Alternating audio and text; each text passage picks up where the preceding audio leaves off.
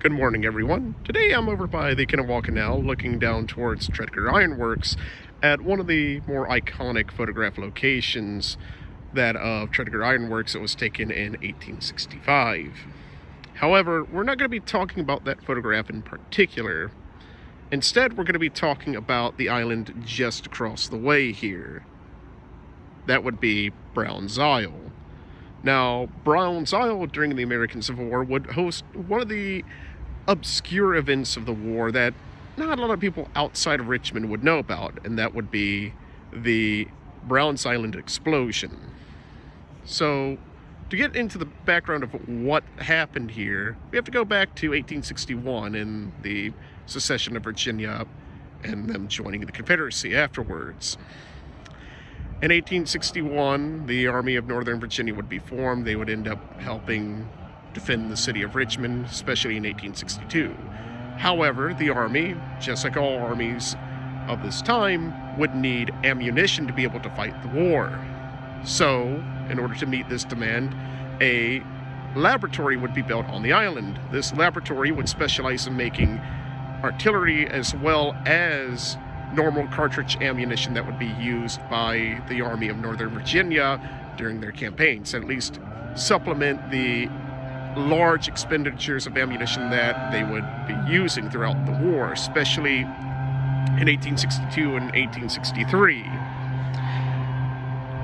Now, the people who were working on making this ammunition weren't men, because a lot of the men had ended up joining the army or were conscripted into the army in 1862 and 1863. So as a result, the laboratory would end up using a large number of young women, the youngest being 12 years old in some cases, and some women that would be upwards into their 30s, but most were younger women, like between 12 and 18.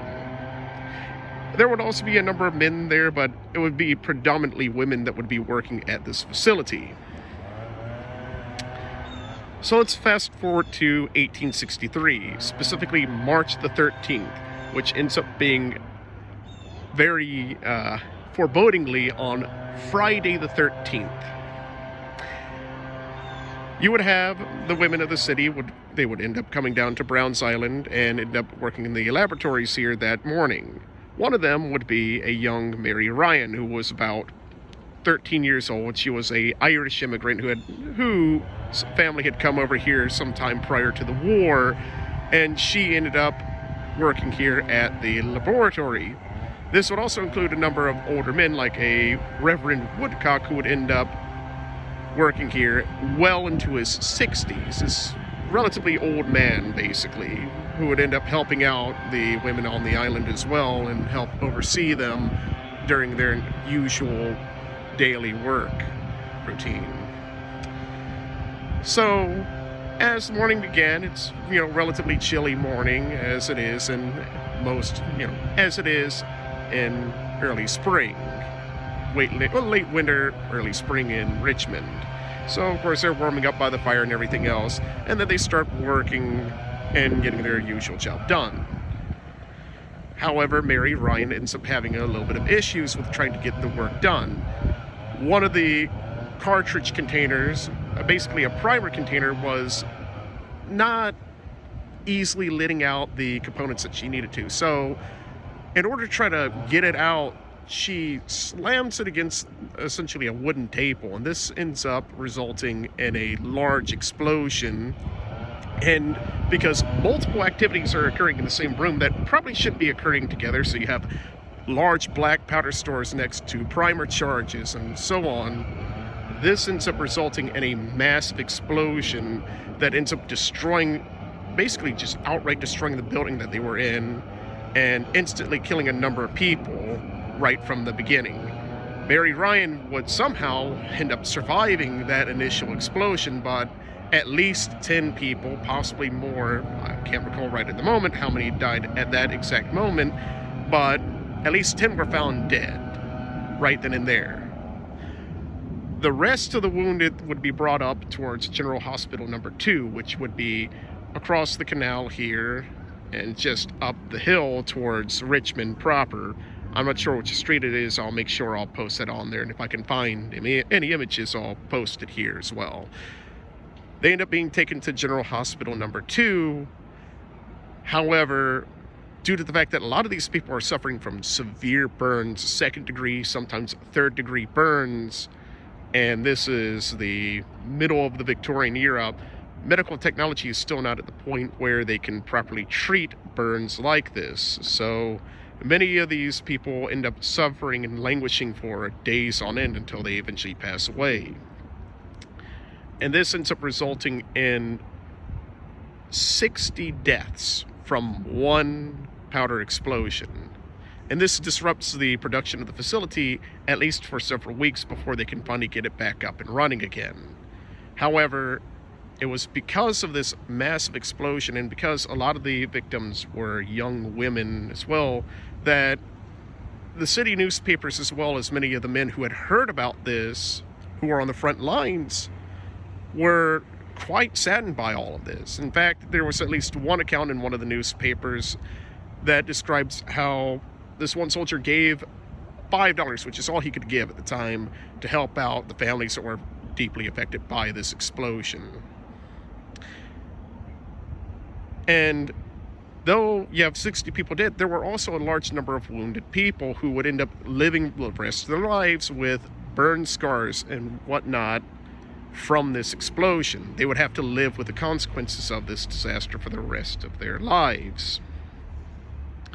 However, in spite of all of this occurring, the facility would eventually get back to running a few weeks after the explosion, and it would continue on as normal, though after this dangerous explosion, they'd practice a number of safety precautions as well on top of this. And granted, those safety procedures worked because there were no other incidents like that to occur for the rest of the war.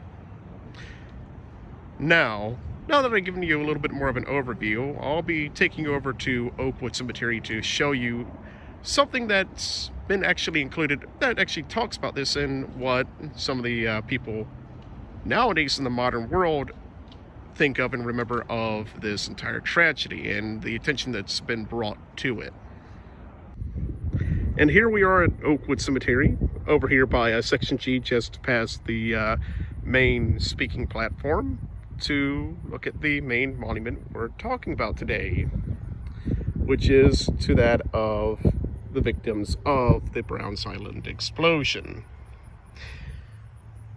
This entire monument was erected on September 15th, 2001 by the United Daughters of the Confederacy, specifically the Virginia Division. And it has a touching epitaph here at the front, which I will read now. In memory of those who lost their lives in the explosion of the CS laboratories, Confederate States Laboratories, on Browns Island, Richmond, Virginia, March 13th, 1863. Though their hands were small and not hardened in battle, their service to the Confederacy looms large.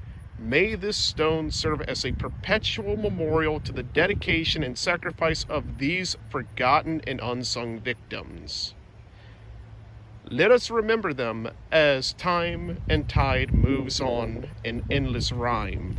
While bud and blossom, hill and tree, remember them, so shall we. This is a poem from Oliver Reeves. And then at the very bottom you have the erectors of the monument, which is erected by the Virginia Division of the United Daughters of the Confederacy, dedicated September 15th, 2001. So this monument has been around for about 21 years now, with the 21st anniversary having been like a week or two ago from the making of this video. Now, to talk a little bit about my thoughts of this entire event, I had heard vaguely about it in the past, but I didn't know fully the story behind it until I had encountered this memorial. When I saw this memorial, I became more interested in learning about what happened, which is why, though you may have your entire questions and debates over whether or not these sorts of memorials should be made or not, I earnestly believe that they should be made because they do in fact provide something, a tangible part of the history that is often forgotten about, so that those who are interested in it can look further into the matter. And here on the back we have a list of the victims of the explosion. The first one that's mentioned is Mary Ryan, the one who had originally caused the entire explosion and caused this entire tragedy, though unwittingly, since it was an accident, in all honesty. She ended up somehow surviving the initial explosion, yet she would die about a day or two afterwards.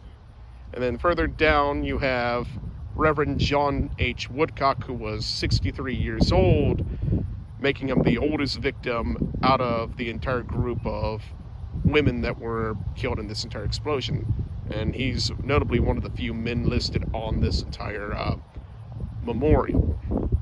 And then you have some of the other victims, like for example Mary Archer, who's just below Mary Ryan's name, who was only 12 years old. These were young girls. Effectively, these are people that today would never be working in such a facility, but during this time period, it was expected for younger kids to work in these places. So in the end, we have to remember, whenever we talk about these sorts of disasters, these sorts of industrial accidents, or really any sort of events, we have to consider and take into perspective the age of these people. A lot of these victims were young women, some as young as 12 years old, some as old as in their 20s and their 30s, but most of them were young women. A lot of them were also Irish immigrants, because you have a number of women here listed as O'Connors, as well as Mary Ryan herself, who was a Irish, at least the daughter of Irish immigrants. But you also have some women here who are from the more English heritage of Virginia, such as Virginia E. Page, who's buried up in Shockoe Hill Cemetery. And all these victims are buried between the different cemeteries. Some are buried up in Hollywood Cemetery, like Reverend John H. Woodcock. Others, like Virginia E. Page, are buried up at Shockoe Hill Cemetery. And there's at least one in Oakwood Cemetery that is known to have been buried here. However, it's possible that there are more victims that are buried here in the cemetery, and we just don't know about it yet. Or we don't have a complete record, therefore we can never truly know. And as a result of this, they decided to erect the memorial here at Oakwood Cemetery as a tribute to this entire tragedy. So, if you're ever here at Richmond, if you come to Oakwood Cemetery, stop by and pay your respects here at the little memorial that they have. And I hope you guys have learned a little bit of something about this entire event.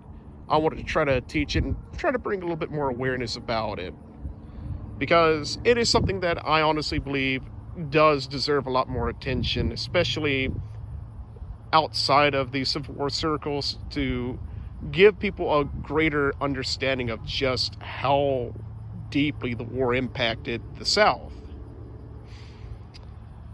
So, I hope everyone has a wonderful day, and may God bless all of you.